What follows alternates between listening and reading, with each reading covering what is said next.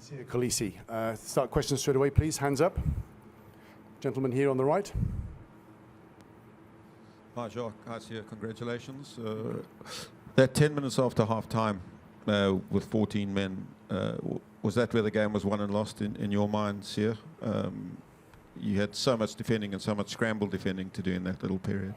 Yeah, I think a lot of questions were asked of us as a group by the French team, and the character of the boys today stood out. You know, we had a clear plan on what to do, especially on the breakdowns. You know, we knew how hard they were going to be. I mean, they were tough to stop with 15 men on the field, and I imagine it's 14 men. So yeah, we had to fight for each other for that couple of minutes. I think it was 8 minutes or so. And yeah, I'm really proud of the character that the boys showed in the discipline we showed. Okay, we have a question at the back, right at the back. Jacques Percival Young from ENIS. Is it fair to say, in fact, I'm stating the obvious, but that was a proper test match tonight, though, sir. Julle was behoorlik getoets geweest vanaand.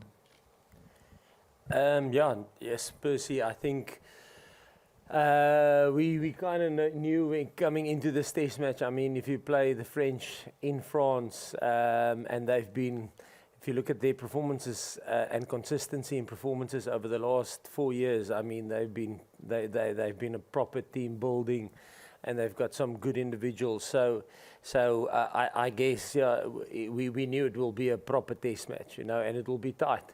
Like all the other games were, I think all the games were won or lost in the last, I would say, in the last 8 minutes of the game. So, yep, it was a proper test match. Okay, another question at the back. Yeah. Hello, Jacques. Yep. Yeah. Antoine Dupont said the referee wasn't good with some bad decision against France. What do you think about it?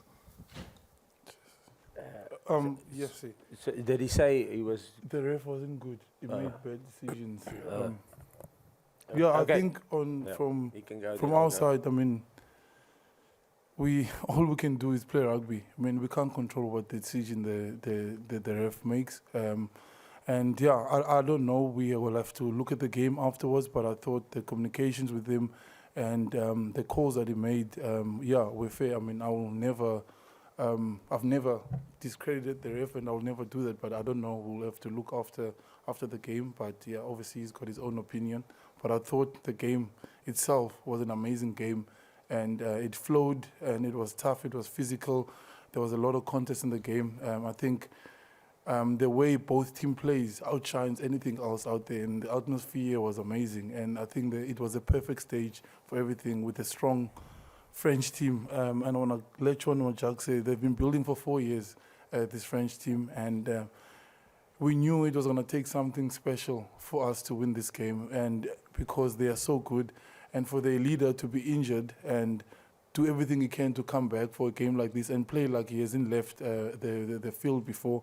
And yeah, we give all credit to them, and the French people have made this World Cup so special, the spirit, the vibe around. Even when the French team is not playing, when we're playing away team, we could hear the French national anthem. That's why we knew how loud it was going to be and how hectic it was going to be. I mean, we had the speaker in our training session, so we can try and emulate the sound in our training session. So this French team can honestly, the people of France can be proud of their team.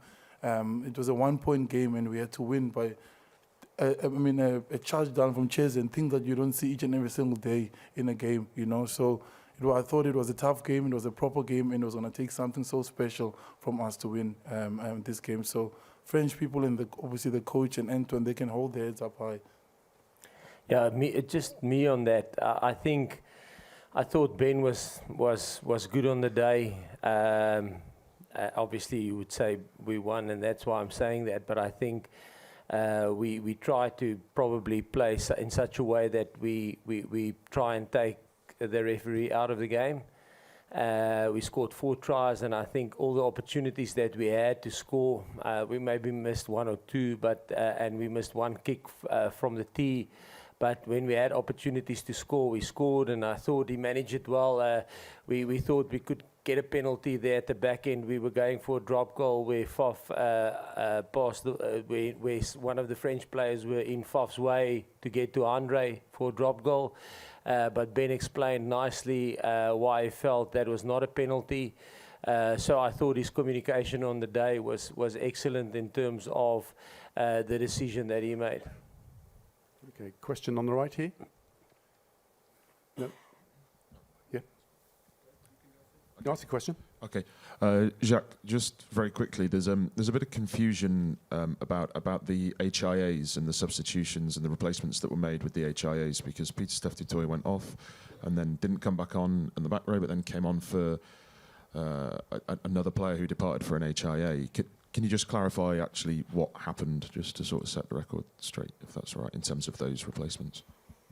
Yeah, I think in terms of the of HIA, it's as simple as that. I mean, it's a call that gets made by the medical side or the medical team, and sometimes the match doctor or coaches can call a HIA if they see a big collision.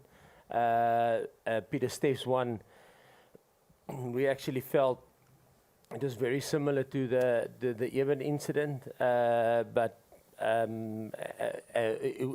maybe not in that way, but we spotted it from the side that there was that he if he made contact with his shoulder or whatever.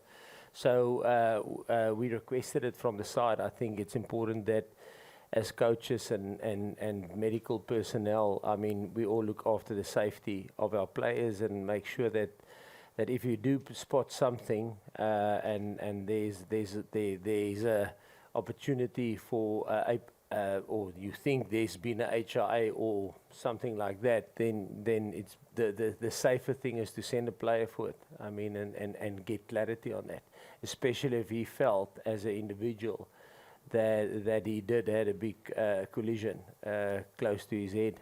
I mean, I think it's our duty to make sure that our players stay safe. I think if you ask the French players, they would say French team, coaches, management, they would say the same thing.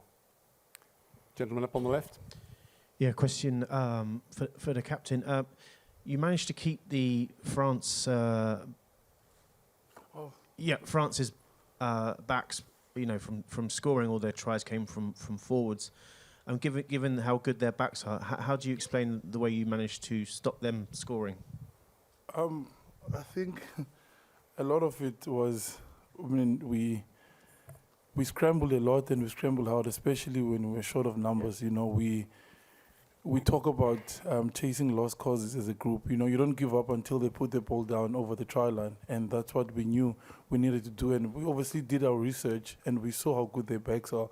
And we worked together as a team, because if we didn't do that today, we would be going home tomorrow. You know, we'll be going home tomorrow, and that's who we are. And that's our team, and that's what we talk about. You know, we never give up. You know, that's one thing. There's one you can lose as a team, but as long as you don't give up until you know the whistle's gone or they're over the try line and they scored. So yeah, we knew it was going to take something special from our team, and it did today. Gentleman on the right. Sia and Jacques, if you can both answer this one. Jan de Koning, Near the front, Jacques. yeah. If you can both answer. Sia, you spoke about the character of the team. If you can both each pick one incident that epitomizes the character of this team, incident in the game. You go first. You go first. I think, for me, I think back at 2019 in the quarterfinal, we the forwards had to score a 60-meter maul try to break open the game and to win the quarterfinal. I thought tonight, not a lot of people will remember it, but Cheslin's charge down I thought was special. You don't see that often, and that's somebody chasing a lost cause, you know. So I thought that was quite excellent. And then, like Sia said, yes, we were broken up defensively, which is unfortunately my department. We were opened up a couple of times, but the amount of scramble and work rate and effort that the players put in was I thought was enormous.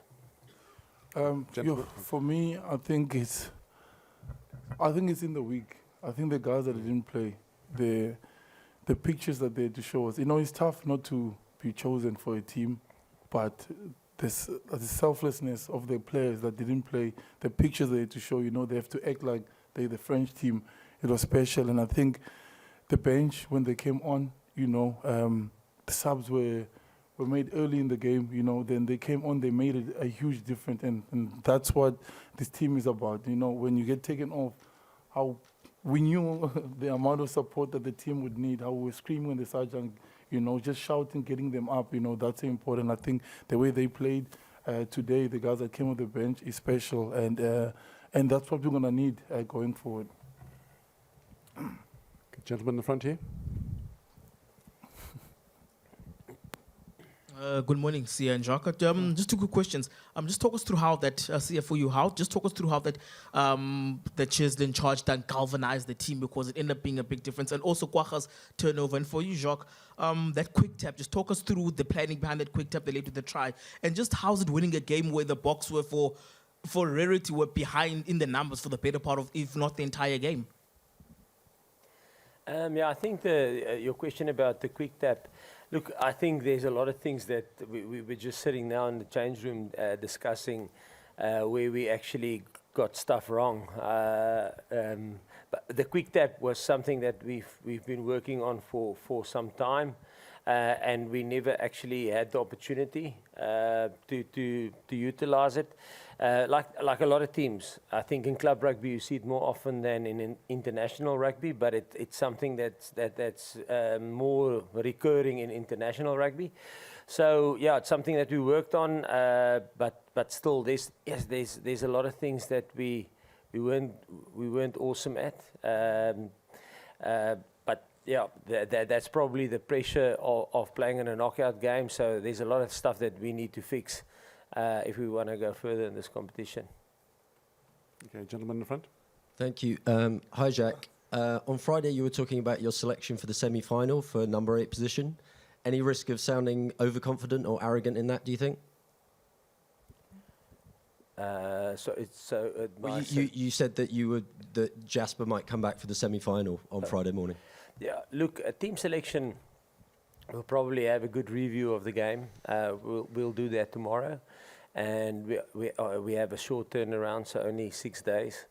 We play the semi-final will be on Saturday. So whenever we announce a team, we will look at the squad. I know everybody looks at the bench and listen, what do you guys? Is it going to be a 5-3? And I said tonight beforehand, it can be a 8-0, it can be a 7-1, a 6-2, it can be a 5-3, it can be a 4-4. It's a squad of 23 players that we select that we think is good enough to get us a result on the day. And sometimes the gap between our players is not big. I think if Jasper played tonight, he wouldn't have let the team down. And like Dwayne didn't let the team down. So we're fortunate in that position that we have a lot of players that are really close to each other. And like Sia mentioned, the tough thing is when you know you're good enough to get selected and get a result, but you are not selected, and it's explained to you, and then you just need to slot into a different role. So all 33 players have a role to play. 15 of them start. There's 8 players that will, like Sia mentioned, when our bench came on, they really injected a lot of energy into the group. And then there's 10 guys that had to be France in the week, and they were brilliant at that. Okay, well, final question up the back there. Thank you. Congrats, Sia and Jacques. Jacques, would you say this is the best performance by the backline since you became head coach? Yes, we had limited opportunity from a set piece point of view. I think we only had like 4 or 5 lineouts. So credit to the French in terms of not giving us a lot of launch opportunity from lineouts. I know we lost 2, so we will have to sort that out. But in terms of the backs, we had a transition attack tonight. So from turnovers that we could launch, and I thought they were excellent in terms of that. So I think every game is, Hendrix, maybe a little bit different. You know, sometimes you get a lot of line outs, sometimes you get scrum launches, sometimes you don't get any of those two, and then you get counter attack from kick receives, or sometimes you get it from turnovers. So, but I think the possession that the backs got today, in whatever way they used well. And it's probably based on the foundation of the forwards. I thought the forwards were really good in terms of the foundation they provided to them. Okay, thank you, Jacques. Thank you, Sia. Thank you, ladies and gentlemen. The mix zone will open straight away, so I do suggest if you want to go to the mix zone, get there as soon as you can. Thank you. Thank you. Thanks, everyone. Merci beaucoup.